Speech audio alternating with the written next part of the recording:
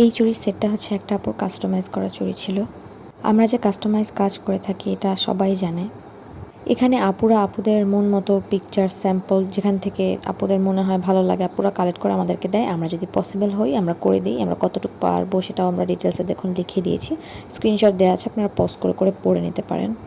কিন্তু কাস্টমাইজ ডিজাইনগুলো আপলোড দিলে মাঝে মাঝে দেখা যায় যে এটা যারা রেডি করেছিল হয়তো বা তারা বলে যে আমরা নকল করেছি, যেটা আসলে না। আমরা কারো ডিজাইন নকল করি না আমাদের জানা মতে। আমরা কাস্টমাইজই করে থাকি, কারণ হ্যান্ডমেড বিজনেসে কাস্টমাইজেশনটা অনেক বেশি ইম্পর্টেন্ট। কারণ সবাই যেহেতু জানে জিনিসগুলো আমরা তাদের অর্ডারের পরে বানাই, এই কারণে তারা তাদের কিছু রিকোয়ারমেন্টস দেয়, কালার চেঞ্জ করে, কিছু ডিজাইন স্লাইটলি চেঞ্জ করে। এই কারণে কাস্টমাইজেশনটা হ্যান্ডমেড বিজনেসে অবভিয়াসলি ওপেন রাখতে হবে, এবং আমরাও এই কারণেই ওপেন রাখছি, কারো ডিজাইন নকল করার উদ্দেশ্যে নয়।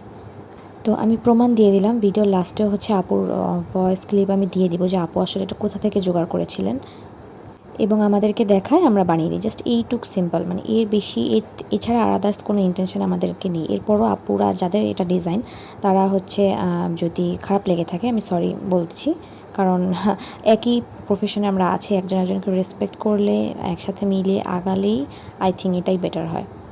আর এরপরে যতই কাস্টমাইজ ডিজাইন করব আমি প্রুফ সহই দিয়ে দিব। আসলে আমি না ওই দারাজেই দেখছিলাম, আর ওইখানে